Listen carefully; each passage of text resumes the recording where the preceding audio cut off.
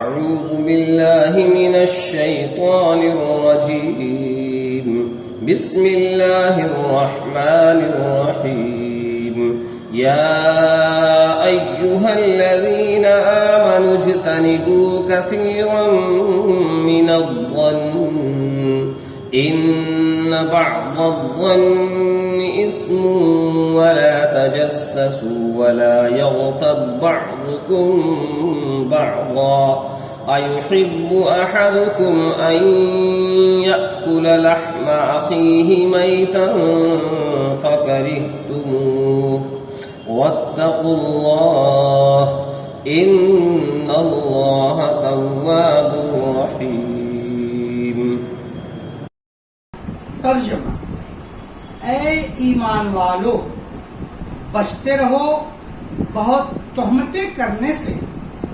مقرر بازی تہمت گناہ ہے، اور بھید نہ ٹٹولو کسی کا، اور برا نہ کہو پیٹھ پیچھے ایک دوسرے کو. بھلا خوش لگتا ہے تم کو کہ تم میں کسی کو کہ کھائے گوشت اپنے بھائی کا جو مردہ ہو، سو گھن آتا ہے تم کو اس سے، اور ڈرتے رہو اللہ سے، بے شک اللہ معاف کرنے والا ہے، مہربان. خلاصہ تفسیر: اے ایمان والو، بہت سے گمانوں سے بچا کرو، کیونکہ بعض گمان گناہ ہوتے ہیں. اس لیے ظن گمان کی جتنے قسمیں ہیں ان سب کے اقسام کے احکام کی تحقیق کر لو کہ کون سا گمان جائز ہے اور کون سا ناجائز. پھر جائز کی حد تک رہو، اور کسی کے عیب کا سراغ نہ لگایا کرو، اور کوئی کسی کی غیبت بھی نہ کیا کرے.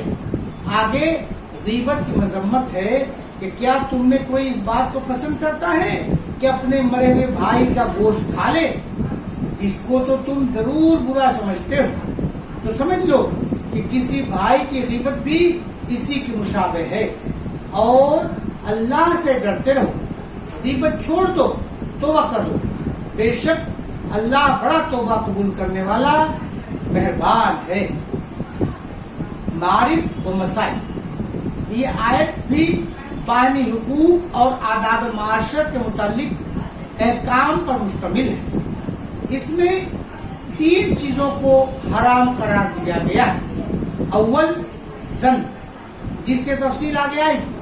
دوسرے تجسس، یعنی کسی پوشیدہ عیب کا سراغ لگانا. تیسرے غیر حاضر آدمی کے متعلق کوئی ایسی بات کہنا جس کو اگر وہ سنتا تو اس کو ناگوار ہوتی. پہلی چیز یعنی ظن کے معنی گمان غالب کے ہیں. اس سے متعلق قرآن کریم نے اول تو یہ ارشاد فرمایا ہے کہ بہت سے گمانوں سے بچا کرو. پھر اس کی وجہ یہ بیان فرمائی کہ بعض گمان گناہ ہوتے ہیں، جس سے معلوم ہوا کہ ہر گمان گناہ نہیں. تو ارشاد سننے والوں پر اس کی تحقیق واجب ہو گئی کہ کون سے گمان گناہ ہیں تاکہ ان سے بچے، اور جب تک کسی گمان کا جائز ہونا معلوم نہ ہو جائے اس کے پاس نہ جائے. علماء و فقہاء نے اس کی تفصیلات بیان فرمائی ہیں. قرطبی نے فرمایا کہ ظن سے مراد اس جگہ تہمت ہے، یعنی کسی شخص پر بغیر کسی قوی دلیل کے کوئی الزام یا عیب یا گناہ کا لگانا. امام ابو بکر حساس نے احکام القرآن میں ایک جامع تفصیل اس طرح لکھی ہے کہ ظن کی 4 قسمیں ہیں. ایک حرام ہے، دوسری ماموربہ اور واجب ہے، تیسری مستحب اور مندوب ہے، چوتھی مباح اور جائز ہے. ظن حرام یہ ہے کہ اللہ تعالی کے ساتھ بدگمانی رکھے کہ وہ مجھے عذاب ہی دے گا یا مصیبت ہی میں رکھے گا. اس طرح کے اللہ کی مغفرت اور رحمت سے مایوس ہو جائے. حضرت جابر رضی اللہ سے روایت ہے کہ رسول اللہ صلی اللہ علیہ وسلم نے فرمایا: لا یموتن احدکم الا وهو یحسن الظن باللہ. تم میں سے کسی کو اس کے بغیر موت نہ آنی چاہیے کہ اس کا اللہ کے ساتھ اچھا گمان ہو۔ ایک اور حدیث میں رسول اللہ صلی اللہ علیہ وسلم کا ارشاد ہے کہ حق تعالی فرماتا ہے اِنَّا عِنْدَ ظَنِّ عَبْدِي بِي، یعنی اپنے بندے کے ساتھ ویسا ہی برتاؤ کرتا ہوں جیسا وہ میرے ساتھ گمان رکھتا ہے۔ اب اس کو اختیار ہے کہ میرے ساتھ جو چاہے گمان رکھے۔ اس سے معلوم ہوا کہ اللہ کے ساتھ حسن ظن فرض ہے اور بدگمانی حرام ہے۔ اس طرح ایسے مسلمان جو ظاہری حالت میں نیک دیکھے جاتے ہیں، ان کے متعلق بلا کسی قوی دلیل کے بدگمانی کرنا حرام ہے۔ حضرت ابو ہریرہ رضی اللہ عنہ سے روایت ہے کہ رسول اللہ صلی اللہ علیہ وسلم نے فرمایا کم والظن فإن الظن، یعنی گمان سے بچو کیونکہ گمان جھوٹی بات ہے۔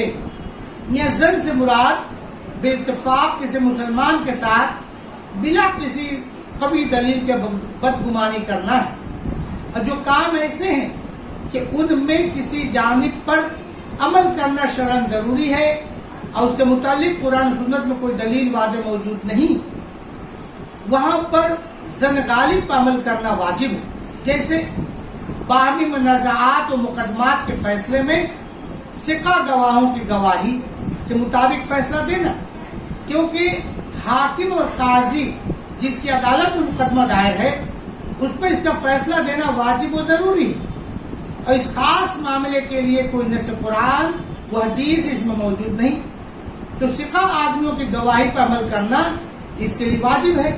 اگرچہ امکان و احتمال وہاں بھی ہے کہ شاید کسی ثقہ آدمی نے اس وقت جھوٹ بولا ہو، اس لیے اس کا سچا ہونا صرف ظن غالب ہے اور اسی پر واجب ہے۔ اسی طرح جہاں سمت قبلہ معلوم نہ ہو اور کوئی ایسا آدمی بھی نہ ہو جس سے معلوم کی جا سکے، وہاں اپنے ظن غالب پر عمل کرنا ضروری ہے۔ اسی طرح کسی شخص پر کسی چیز کی ضمانت دینا واجب ہو تو اس ضائع شدہ چیز کی قیمت میں ظن غالب ہی پر عمل کرنا واجب ہے۔ اور ظن مباح ایسا ہے جیسے نماز کی رکعتوں میں شک ہو جائے کہ 3 پڑھی ہیں یا 4، تو اپنے ظن غالب پر عمل کرنا جائز ہے، اور اگر وہ ظن غالب کو چھوڑ کر امر یقینی پر عمل کرے، یعنی 3 رکعت قرار دے کر 4تھی پڑھ لے، تو یہ بھی جائز ہے۔ اور ظن مستحب و مندوب یہ ہے کہ ہر مسلمان کے ساتھ نیک گمان رکھے، اس پر ثواب ملتا ہے۔ دوسری چیز جس سے اس آیت میں منع کیا گیا ہے وہ ہے تجسس، یعنی کسی عیب کی تلاش اور سراغ لگانا۔ اس میں قراتیں 2 ہیں، ایک لا تجسسوا بالجیم اور دوسرے لا تجسسوا بالحاء۔ اور صحیح حدیث میں جو حضرت ابو ہریرہ رضی اللہ عنہ سے منقول ہے، یہ دونوں لفظ آئے ہیں۔ اخفش نے دونوں میں یہ فرق بیان کیا ہے کہ تجسس بالجیم کسی ایسے امر کی جستجو و تلاش کو کہا جاتا ہے جس کو لوگوں نے اپنے آپ سے چھپایا ہو، تجسس بالحاء مطلق تلاش اور جستجو کے معنی میں آتا ہے۔ سورہ یوسف میں فحسسوا من یوسف واخیہ اسی معنی کے لیے آیا ہے، اور معنی آیت کی یہ ہے کہ جو چیز تمہارے سامنے آ جائے اس کو پکڑ سکتے ہو، اور کسی مسلمان کا جو عیب ظاہر نہ ہو اس کی جستجو تلاش کرنا جائز نہیں۔ ایک اور حدیث میں رسول کریم صلی اللہ علیہ وسلم کا ارشاد ہے کہ مسلمانوں کی غیبت نہ کرو اور ان کے عیوب کی جستجو نہ کرو، کیونکہ جو شخص مسلمانوں کے عیوب کی تلاش کرتا ہے اللہ تعالیٰ اس کے عیب کی تلاش کرتا ہے، اور جس کے عیب کی تلاش اللہ تعالیٰ کرے اس کو اس کے گھر کے اندر بھی رسوا کر دیتا ہے۔ بیان القرآن میں ہے کہ چھپ کر کسی کی باتیں سننا یا اپنے کو سوتا ہوا بنا کر باتیں سننا بھی تجسس میں داخل ہے۔ البتہ اگر کسی سے مضر پہنچنے کا احتمال ہو اور اپنی یا دوسرے کسی مسلمان کی حفاظت کی غرض سے مضر پہنچانے والے کی خفیہ تدبیروں اور ارادوں کا تجسس کرے تو جائز ہے۔ تیسری چیز جس سے اس آیت میں منع فرمایا گیا ہے وہ کسی کی غیبت کرنا ہے، یعنی اس کی غیر موجودگی میں اس کے متعلق کوئی ایسی بات کہنا جس کو وہ سنتا تو اس کو ایذا ہوتی، اگرچہ وہ سچی بات ہی ہو، کیونکہ جو غلط الزام لگائے وہ تہمت ہے جس کی حرمت الگ قرآن کریم سے ثابت ہے۔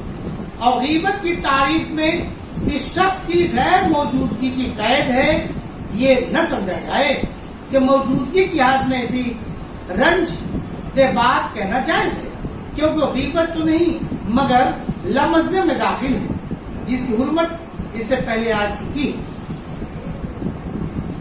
اَيَحْكُمُ أَحَدُكُمْ أَنْ يَأْكُلَ اللَّحْمُ الْأَخِيهِ مَيِّتًا، اس آیت نے مسلمانوں کی آبروریزی اور توہین و تحقیر کو اس کا گوشت کھانے کے مثل مشابہ قرار دیا ہے۔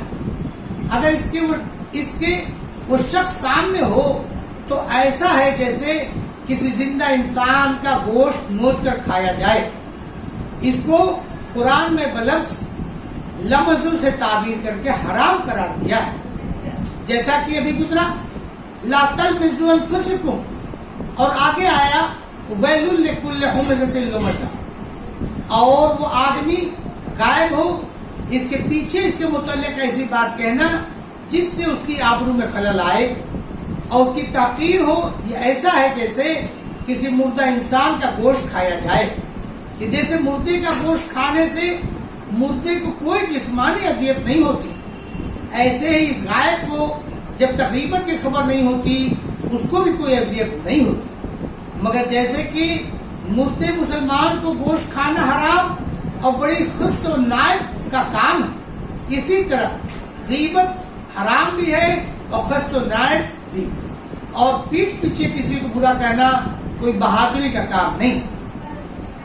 اس آیت میں ظن اور تجسس اور غیبت تین چیزوں کی حرمت کا بیان ہے، مگر غیبت کی حرمت کا زیادہ اہتمام فرمایا کہ اس کو کسی مردہ مسلمان کا گوشت کھانے سے تشبیہ دے کر اس کی حرمت اور خست و نائب کو واضح فرمایا۔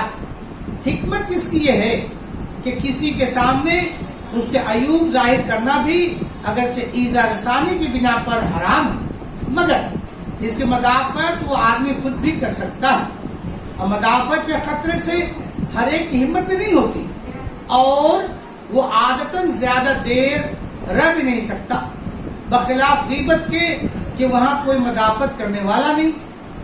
ہر کمتر سے کمتر آدمی بڑے سے بڑے کی غیبت کر سکتا ہے، اور چونکہ کوئی مدافعت کرنے نہیں ہوتی اس لیے اس کا سلسلہ بھی عموماً طویل ہوتا ہے، اور اس میں اطلاع بھی زیادہ ہے، اس لیے غیبت کی حرمت زیادہ موقع کی گئی، اور عام مسلمانوں پر لازم کیا گیا کہ جو سنے وہ اپنے غائب بھائی کی طرف سے بشرط قدرت مدافعت کرے، اور مدافعت کا قدرت نہ ہو تو کم از کم اس کے سننے سے پرہیز کرے، کیونکہ غیبت کا بقص اختیار سننا بھی ایسا ہی ہے جیسے خود غیبت کرنا۔ غیبت کے متعلق مسائل حدیث میں ہے کہ حضرت انس بن مالک رضی اللہ عنہ کی روایت ہے کہ شب معراج کی حدیث میں رسول اللہ صلی اللہ علیہ وسلم نے فرمایا کہ مجھے لے جایا گیا تو میرا گزر ایک ایسی قوم پر ہوا جن کے ناخن تانبے کے تھے اور وہ اپنے چہروں اور بدن کا گوشت نوچ رہے تھے۔ میں نے جبرائیل امین سے پوچھا یہ کون لوگ ہیں؟ آپ نے فرمایا وہ لوگ ہیں جو اپنے بھائی کی غیبت کرتے اور ان کی آبروریزی کرتے تھے۔ اور حضرت ابو سعید اور جابر رضی اللہ سے روایت ہے کہ رسول اللہ صلی اللہ علیہ وسلم نے فرمایا الغیبت اشد من الزنا، یعنی غیبت زنا سے بھی زیادہ سخت گناہ ہے۔ صحابہ کرام نے عرض کیا یہ کیسے؟ تو آپ صلی اللہ علیہ وسلم نے فرمایا کہ ایک شخص زنا کرتا ہے پھر توبہ کر لیتا ہے تو اس کا گناہ معاف ہو جاتا ہے، اور غیبت کرنے والے کا گناہ اس وقت تک معاف نہیں ہوتا جب تک وہ شخص معاف نہ کرے جس کی غیبت کی گئی ہے۔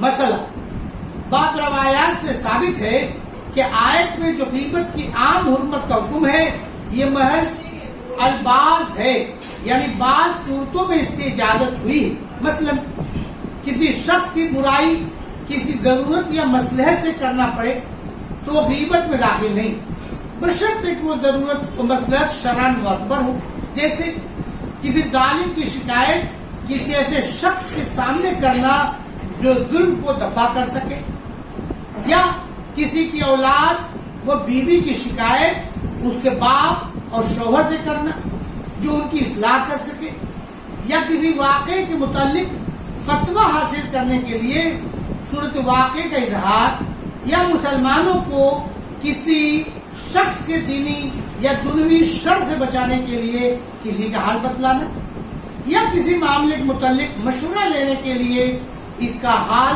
ذکر کرنا، یا جو شخص سب کے سامنے کھلا کھلا گناہ کرتا ہے اور اپنے فسق کو خود ظاہر کرتا پھرتا ہے، اس کے اعمال بد کا ذکر بھی غیبت میں داخل نہیں، مگر بنا ضرورت اپنے اوقات ضائع کرنے کی بنا پر مکروہ ہے۔ یہ سب مسائل بین القرآن میں بحوالہ روح المعانی بیان کیے گئے، اور ان سب میں قدر مشترک یہ ہے کہ کسی کی برائی اور عیب ذکر کرنے سے مقصود اس کی تحقیر نہ ہو، بلکہ کسی ضرورت و مجبوری سے ذکر کیا گیا۔ وآخر دعوانا ان الحمدللہ رب العالمین۔ السلام علیکم ورحمۃ اللہ وبرکاتہ۔ Subscribe now and press the bell icon. Never miss an update.